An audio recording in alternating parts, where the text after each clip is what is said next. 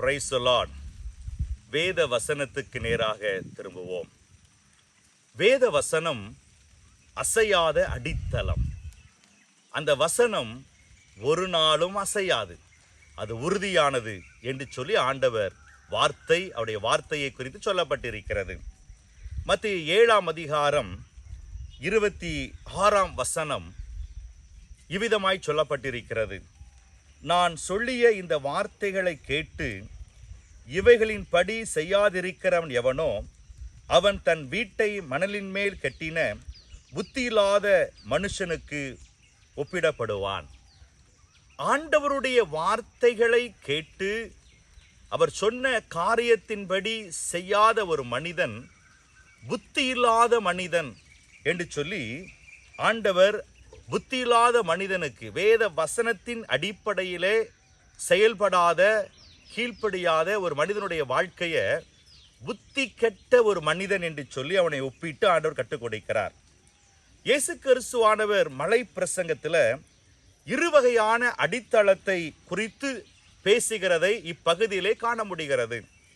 அந்த இருவகையான அடித்தளம் என்னன்னு சொன்னால், ஒன்று அசையாத அடித்தளம், அடுத்தது அழிந்து போகிற அடித்தளம். எந்த அடித்தளம் அசையாது? வேத வசனத்தின்படி கட்டப்பட்ட நம்முடைய வாழ்க்கையாக இருக்கலாம், நம்முடைய தொழிலாக இருக்கலாம், நம்முடைய குடும்பங்களாக இருக்கலாம், எந்த உலக பிரகாரமான காரியங்களாக இருந்தாலும் வேத வசனத்தின்படி கட்டப்பட்டால் அது அசையாது. ஒருவேளை வேத வசனம் இன்றி அதுக்கு முக்கியத்துவம் கொடுக்காமல் அது கெட்டப்பட்டால் அது அசைகின்ற அழிந்து போகிற அடித்தளமாக இருக்கும். எவ்வளோ பெரிய காரியத்தை நம்ம சாதித்திருந்தாலும் அந்த வசனத்தின்படி, அந்த அடித்தளத்தின்படி கெட்டவில்லை என்று சொன்னால் அது அழிந்து போகும் என்று சொல்லி இந்த மலை பிரசங்கத்திலே ஆண்டவர் இந்த 2 வகையான அடித்தளத்தை குறித்து கற்றுக் கொடுக்கிறார்.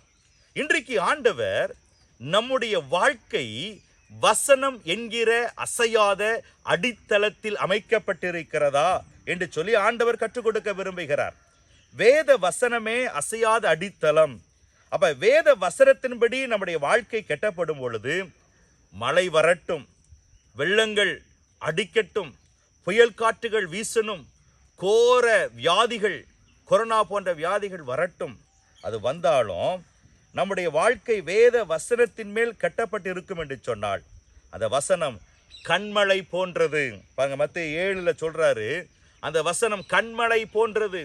அது கண்மழையில் கட்டப்பட்ட வீட்டுக்கு ஒப்பாயிருக்கிறபடினால அந்த கண்மழையின் வசனமாகிய அந்த காட்டு தேன் மேல் கட்டப்பட்டிருக்கிறபடினால் அது அசையாது.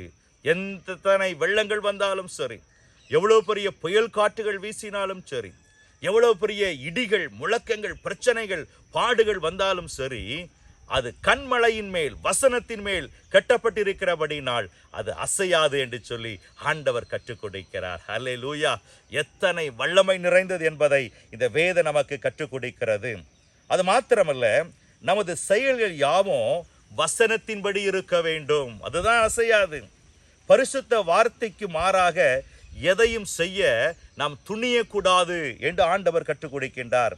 எழுதியிருப்பதற்கு வேதம் என்ன சொல்கிறது?